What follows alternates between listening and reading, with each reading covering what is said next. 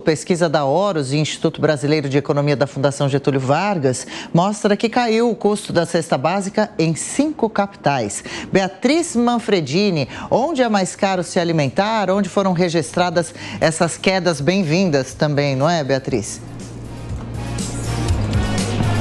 Essas quedinhas no preço dão um alívio para muita gente, né, Adriana? Mesmo assim, comer ainda é muito caro e pesa no bolso do brasileiro. Essa pesquisa, ela foi feita em 8 capitais aqui do Brasil e ela demonstra que a cesta básica mais cara está no Rio de Janeiro, também em São Paulo e em Brasília. No Rio de Janeiro, por exemplo, a média da cesta básica no mês de maio agora de 2023 foi de R$ 918.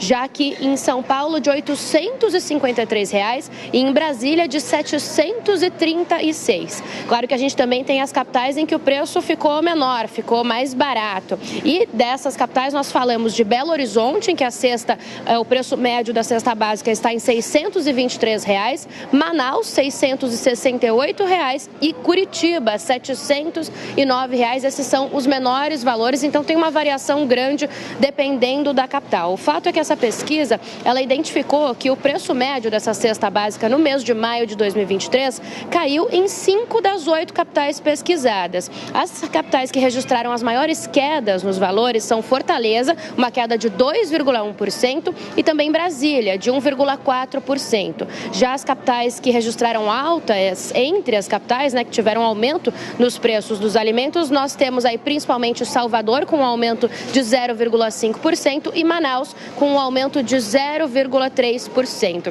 A gente preparou um carrinho aqui, um carrinho que está com cara de café da manhã, inclusive dá fome em quem ainda não conseguiu tomar um cafezinho, como eu e o nosso cinegrafista, o Guilherme Cassiano. Por aqui, a gente tem alguns alimentos e dá para a gente falar um pouco sobre o preço desses alimentos, como que ficaram esses preços agora nesse mês de maio. A gente está vendo aqui o óleo de soja. O óleo de soja foi o único alimento que apresentou queda em todas as capitais. Ele diminuiu bastante de preço, então, em todas as capitais no mês de maio. Está custando por aqui, eu dei uma olhada, 900 ml, entre R$ 6,50 e R$ 7,00 mais ou menos. Junto com o óleo, também caiu o preço da margarina, do café e também do pãozinho. Então, o café da manhã ficou um pouco mais barato para o consumidor.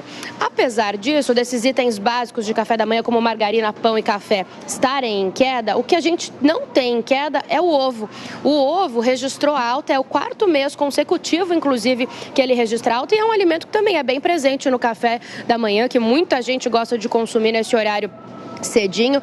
Em média, uma dúzia de ovos por aqui está custando R$ 12 aqui na capital paulista. E a gente registrou altas muito grandes desse alimento. Por exemplo, em Curitiba, agora no mês de maio, o preço do ovo subiu 5,7%. Então, uma alta bem grande. Então, a gente tem aí dá para fazer esse balanço, pelo menos desse carrinho de café da manhã.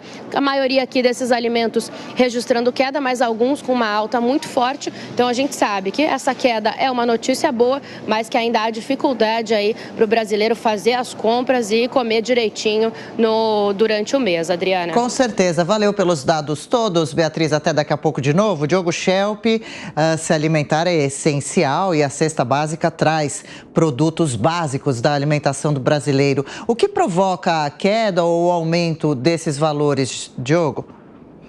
Pois é, isso obviamente tem muita relação com a questão agrícola, né, com a produção dos itens básicos de alimentação, e a gente tem visto isso na alimentação com frequência, ainda que em outros setores acabam puxando a inflação para cima. A gente tem visto nos últimos meses estimativas que se mostraram até pessimistas em relação à inflação. Os dados que têm sido divulgados demonstram uma inflação menor do que a expectativa do Banco Central ou de outros especialistas ou de setores do mercado, e há até uma expectativa em junho de uma inflação zerada, quase até mesmo de deflação. É claro que quando a gente pega o período de 12 meses, os últimos 12 meses, a gente vê uma inflação aí de cerca de 3%, 3, poucos por cento, mas é preciso levar em conta que isso também se reflete ou tem uma consequência de medidas que foram adotadas no ano passado, medidas eleitoreiras, justamente para baixar o preço das coisas, mas a projeção para o ano ainda está acima de 5%. De qualquer forma, é um cenário favorável para que no segundo semestre o Banco Central comece a baixar a taxa básica de juros. Davi, é possível apostar nesse início de queda dos juros em relação ao Copom? Os juros devem começar a cair. Agora, nós precisamos ver duas questões importantes aqui. A cesta básica é um ótimo termômetro para mostrar o que eu vou dizer. Os preços dos alimentos vêm caindo. Aliás, a inflação de alimento no Brasil, ela é uma constante, ela é baixa. O problema no Brasil são os preços administrados pelo governo. É a questão da energia, é a questão da gasolina, é aí que está o problema. A gente não pode esquecer que 50% do que nós pagamos, por exemplo, na nossa conta de energia, que é a segunda mais cara do mundo para o consumidor brasileiro, é imposto de renda. É imposto. Isso não afeta só o nosso lado, afeta os negócios, afeta as empresas, afeta todo mundo que consome energia. Então, o Brasil tem um grande problema gerador de inflação, são os preços administrados do governo. Agora, tudo indica que a taxa de juros deve começar a cair, ela vai começar a cair devagar. O grande problema está no arcabouço fiscal. O Brasil ainda não tem um arcabouço fiscal convincente de que vamos reduzir despesas públicas. Beraldo? A gente tem a questão inflacionária, o preço dos alimentos está caindo, mas a gente tem que olhar o outro lado dessa equação, que é a renda. O salário mínimo no Brasil é absurdo, a gente está falando de $9 por dia. Se a gente olhar isso em termos práticos, o salário mínimo, ele compra um combo e meio numa rede qualquer de fast food.